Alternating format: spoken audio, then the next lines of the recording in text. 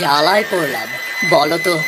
রোজ রোজ জালে মাছ বাঁধে না, আর যা বাঁধে তাতে তো সংসার চলে না। ঘরে বউয়ের জ্বালা, বাইরে লোকে হাসাহাসি করে। দেখি আর কিছু সময় দেখি, আর কয়টা মাছ পেলে হাটে নিয়ে যাব। ভোলাপুর গ্রামে বাস করে রামু ও তার স্ত্রী। রামু খুবই গরিব জেলে, তার একটা ছেঁড়া জাল আছে, আর সে জাল দিয়ে সে নদী থেকে মাছ ধরে। কিন্তু ছেঁড়া জালে কিছুতেই যেন মাছেরা ধরা দিতে চায় না, আর এই নিয়ে বাকি জেলেরা রামুকে নিয়ে বেশ হাসাহাসি করে। বুঝলে রামুদা, এবার এই ছেঁড়া জালটা ছেড়ে ভালো একখানা জাল কিনে ফেলো। রোজ রোজ এভাবে মাছের আশায় বসে থাকলে একদিন দেখবে তোমার কোমরে মরিচা পড়ে যাবে গো। সে গেলেও বাঁচি গো, অন্তত বউয়ের গালমন্দ থেকে তো বাঁচবো। আজও সেই 2-4টে মাছ জালে বাঁধলো। যাই, এই দুটো নিয়েই বাড়ি ফিরি।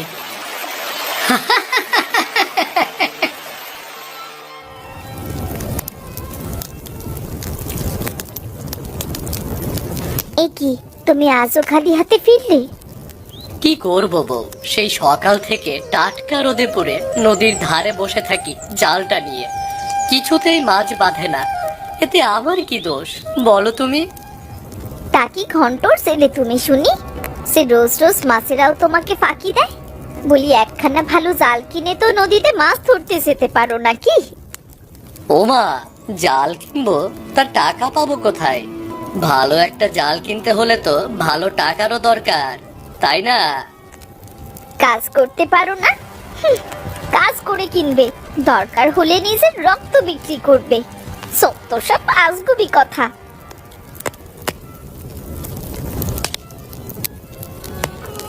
এই নাও, এটা বিক্রি করে একটা জাল আর ঘরের জন্য কিছু খাবার নিয়ে আসো। না খেয়ে এইভাবে দিন কাটানো যে আর সম্ভব না। কিন্তু এটা তো মা তোমাকে মুখ দেখে দিয়েছিল, মায়ের হাতের শেষ স্মৃতিটুকু তুমি এভাবে নষ্ট করে দেবে? পেটে যে একটা দানা পানি কিচ্ছু করছে না, এই টিকলিতে তো আর খেতে দিচ্ছে না। শুধু শুধু ঘরে রেখে আর কি করব? একটা কাজে লাগিয়ে যদি উপকার হয় তবে তোমার মাও খুশি হবে। বেশ বেশ বউ, আমি তাহলে এটা বিক্রি করে রেখে আসি। রামু টিকলিটি শেখরার কাছে বিক্রি করে একটা জাল আর কিছু আনাজপাতি, কিছু মরিচের ও বেগুনের চারা কিনে বাড়ি ফিরে এলো। এই কি, তোমায় কি নিয়ে আসতে বললাম বাজার করে? তুমি সবজির সাথে বেগুন আর মরিচের চারা কেন আনলে? সব সময় তো হাতে টাকা পয়সা থাকে না, তাই ভাবলাম এগুলো লাগিয়ে দেব। টাকা হাতে পেলেই হয়? টাকা হাতে পেলে শুধু বাজে নষ্ট করার ধান্দা। আপত্তির খারেজে কি দেখে বাবা মা চাপিয়ে দিয়েছিল কি জানে, কোনো মোড়ক নেই এর। ঠিকই বলেছ, এই নাও বউ, জালও এনেছি। উদ্ধার করেছো আমায়, একেবারে উদ্ধার করে দিয়েছো।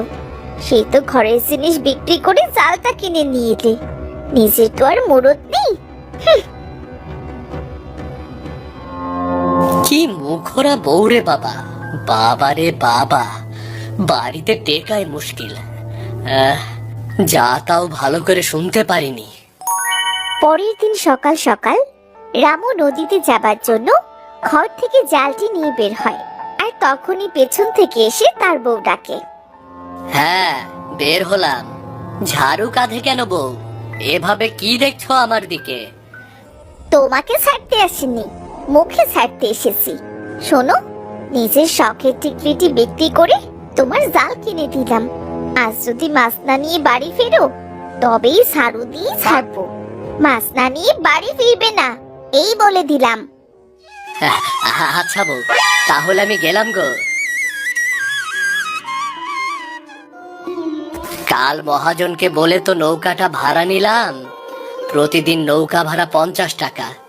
যদি মাছ না পাই নৌকা ভাড়া কিভাবে দেব?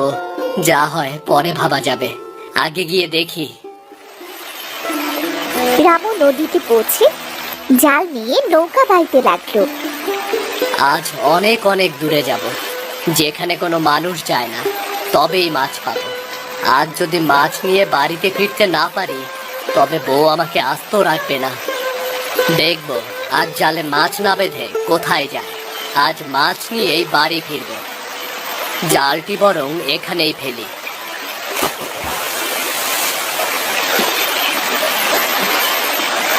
না, আমার কপালে মনে হয় কিছুই নেই। কি হলো তা কে জানে। এত চেষ্টার পরেও কেন যে আমার জালে মাছ বাঁধে না। নতুন জাল কিনলাম তবুও বাঁধে না।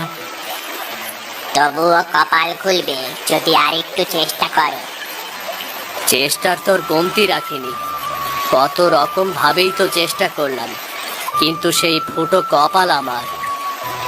নদীর ভেতরে আছে একটা প্রাসাদ, তার চারিপাশে আছে সোনালী মরিচ গাছ। সোনালী মরিচ গাছ।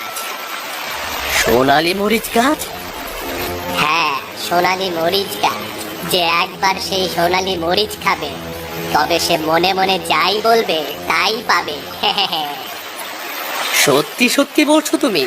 তাহলে আমি সেই সোনালী মরিচ খেতে চাই। যা মনে মনে বলবো তাই পাবো। তাহলে আমার আর এভাবে কষ্ট করতে হবে না। তবে তবে এভাবে দাঁড়িয়ে কেন? ঝাঁপ দাও, ঝাঁপ দাও নদীতে। রামু নদীতে ঝাঁপ দিয়ে নদীর একেবারে নিচে পৌঁছলো। এ কি? আমি তো জলের নিচেও নিঃশ্বাস নিতে পারছি। এটা তো আমাদের পৃথিবীর মতো। হাঁটা চলা সবই করতে পারছি। কোথায় সেই প্রাসাদ? কোথায়? কোথাও তো দেখছি না। দেখি তো, আর একটু সামনে গিয়ে দেখি।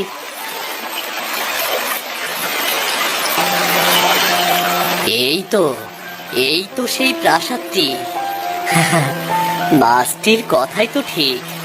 চারপাশে সোনালী মরিচগুলো কেমন চিকচিক করছে। আগে গিয়ে আমি একটা সোনালী মরিচ খেয়ে দেখি তো। আমাকে স্পর্শ করার আগে আমার দুটি প্রশ্নের উত্তর দাও, তারপর আমাকে স্পর্শ করো। প্রশ্নের উত্তর? কি কি প্রশ্ন? কিন্তু আমি যদি উত্তর দিতে না পারি? তাহলে আর কি? তাহলে তুমি তো আমার মতো এমন সোনালী মরিচে পরিণত হবে। এটা কোনো কথা? আমার মতো বোকা শোকা একটা মানুষ কিনা দেবে এই প্রশ্নের উত্তর? সোনালী মরিচ খেতে এসে আমি তো নির্ঘাত সোনালী মরিচ হয়ে যাব। কি হলো, করবো নাকি প্রশ্ন? হ্যাঁ হ্যাঁ হ্যাঁ হ্যাঁ হ্যাঁ হ্যাঁ, করো করো। যা কখনো উঠছে না, অথচ সেই দিনই আকাশে থাকে। উড়ে না, অথচ আকাশে থাকে। সেটা, হ্যাঁ, সেটা হলো আকাশের চাঁদ। তুমি সঠিক উত্তর দিয়েছো। এবার পরের প্রশ্ন, যে নিজেকে ঝুলে অন্যকে আলো দেয়। মোমবাতি। তোমার উত্তর সঠিক হয়েছে। তুমি একটা সোনালী মরিচ যেখান থেকে খেতে পারো। মরিচটি খেয়ে তো কোনো ঝালই বুঝলাম না। এটাতে কোনো স্বাদই তো বুঝলাম না। এই মরিচ তুমি খেয়েছো মানে এখন থেকে মনে মনে তুমি যেটা বলবে সেটাই হবে। কিন্তু মাছটি তো বলেছিল আমার সব ইচ্ছে পূরণ হবে। তুমি মনে মনে যা বলবে সেটাই তো ইচ্ছে। মনে ইচ্ছে না জাগলে কি মানুষ সেটা মুখে বলে? হ্যাঁ, সেটাও ঠিক। তবে সাবধান, এটা অপব্যবহার কিন্তু করা যাবে না। যখন তখন লোভী বসে এটা ওটা চেয়ে লাভের চেয়ে ক্ষতি হতে পারে। আচ্ছা আচ্ছা, বেশ। আমার তেমন কোনো লাভ নেই গো। আমার সীমিত হলেই যথেষ্ট। এবার এবার যে আমাকে যেতে হবে। তুমি যাচ্ছ, আমাকেও সাথে নাও। আমি তোমার সাথে তোমার পৃথিবী দেখতে চাই। বেশ বেশ, তাই চলো। রামু মরিচের গাছটি নিয়ে নদীর ওপর উঠে আসে আর তার জালটি নিয়ে নৌকা বেয়ে কুলে ফিরে আসে। নদীতে দেখা হয় রাকেশ নামে সেই জেলের সাথে। রামুদা, ও রামুদা, আজও বুঝি একটা মাছও পেলে না? না, পেলাম না। তাতে তোদের কি? রোজ রোজ আমাকে নিয়ে তোদের এত মাথা ব্যথা কেন বলতো? আরে দাদা, আমার খেপে গেছে।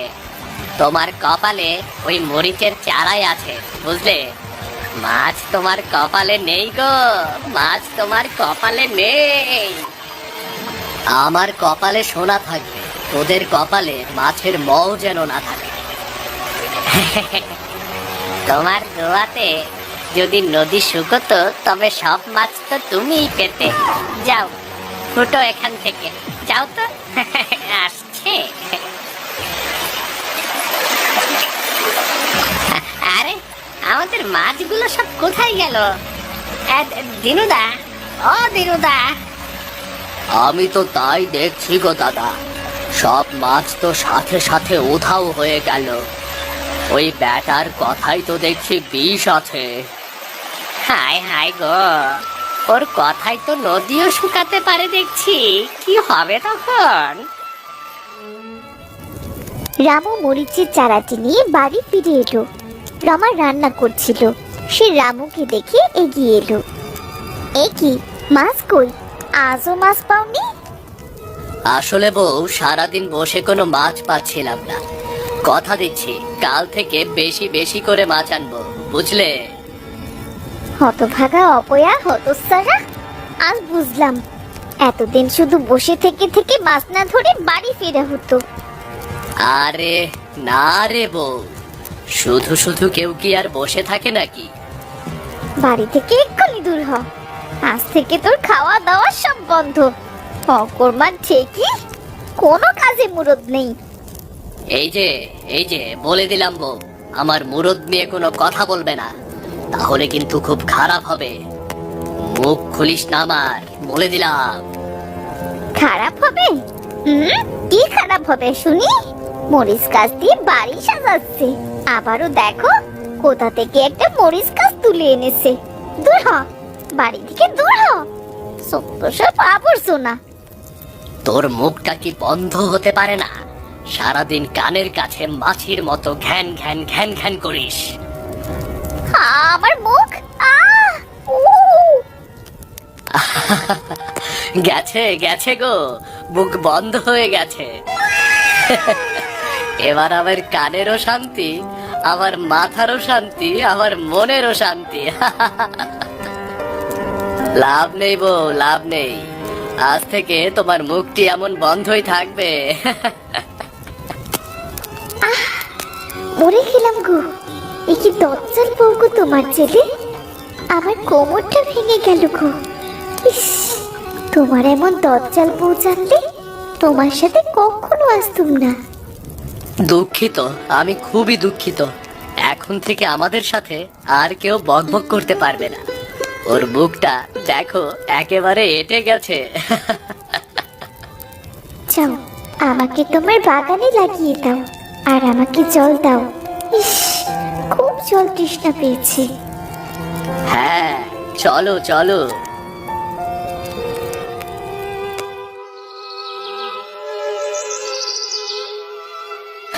ব্যাস, এবার তুমি থাকো।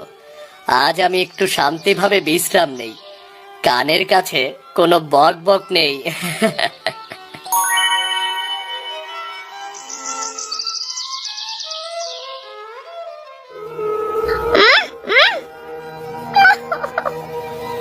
আরে, সেই কখন থেকে কি করছো বলো তো?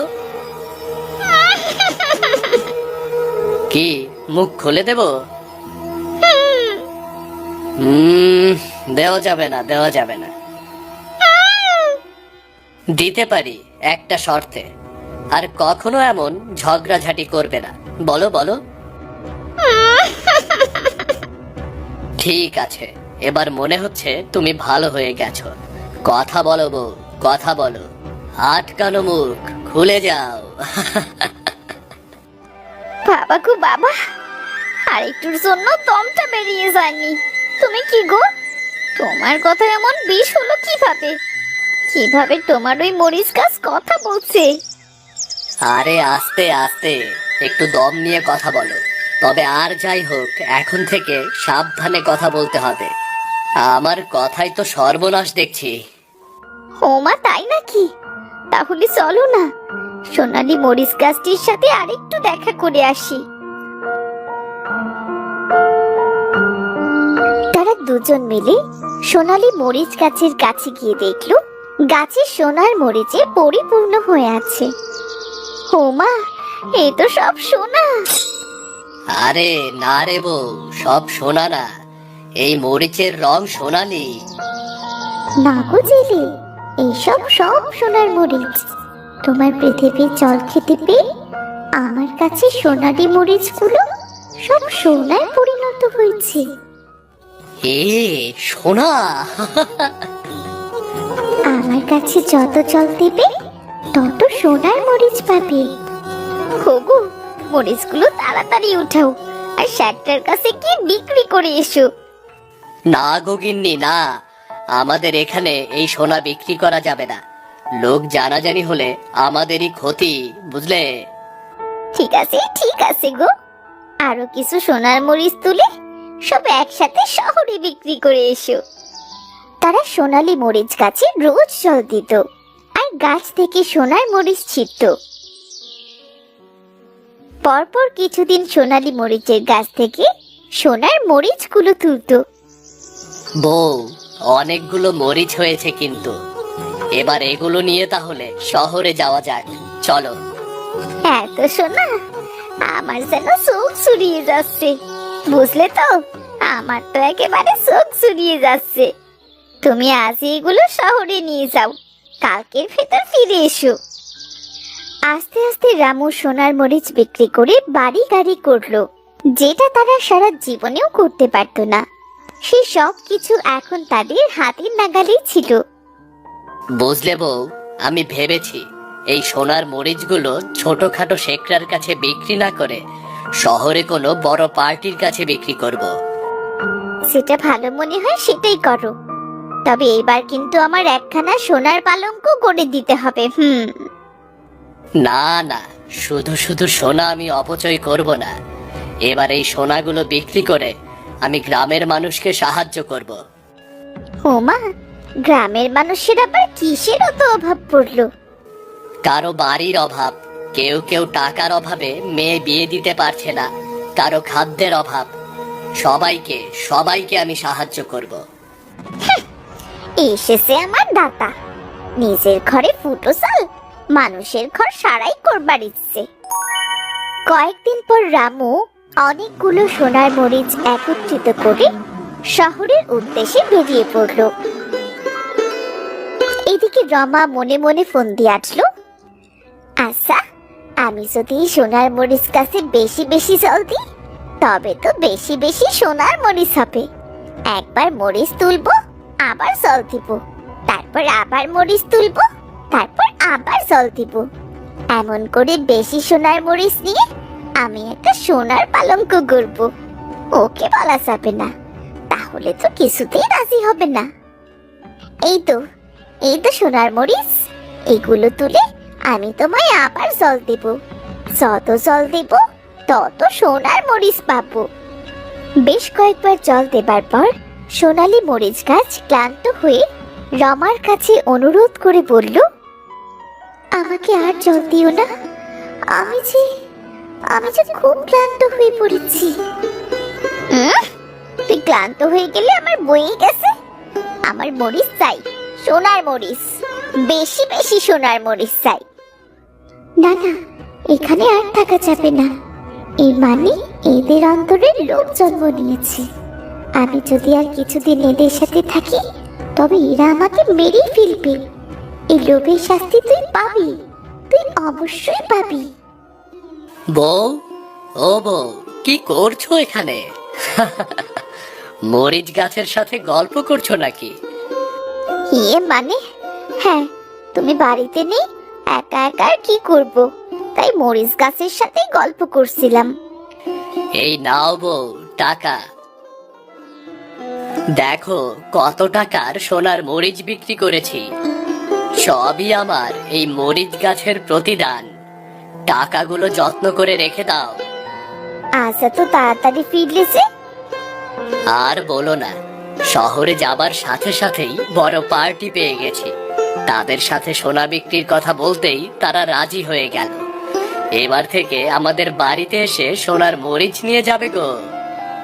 খুব ভালো হবে, কষ্ট করে তোমাকে আর বাইরে যেতে হবে না। ঘরে চলো গো, ঘরে চলো, বড্ড ক্লান্ত লাগছে, একটু বিশ্রাম প্রয়োজন।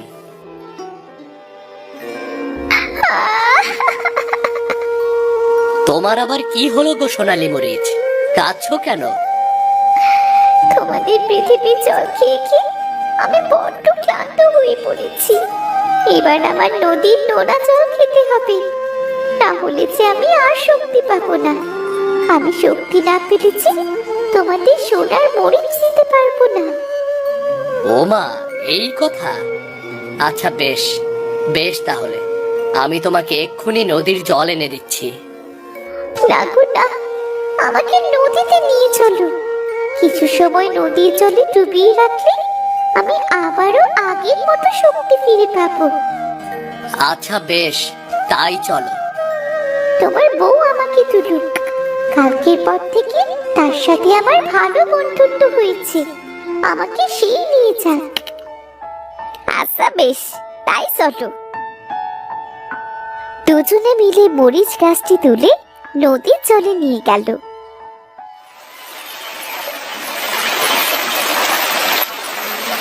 এবার কি করবে?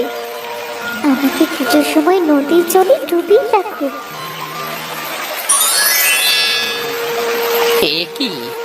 এ কি করলে তুমি মরিচ গাছ?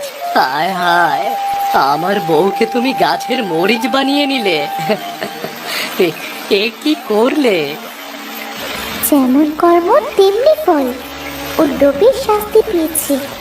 আজ থেকে আমার এই কাছে সারা জীবন ও মরিচ হয়ে ঝুলে থাকবে। আর তোমার কাছে থেকেও আমি সেই শক্তি কেড়ে নিলাম, যেটা তুমি মুখ দিয়ে বলার সাথে সাথে ক্ষুব্ধ। এটা কি করলে বউ, এটা কি করলে? কেন এত লোভ করলে তুমি? কেন এত লোভ করলে বলো আমাকে।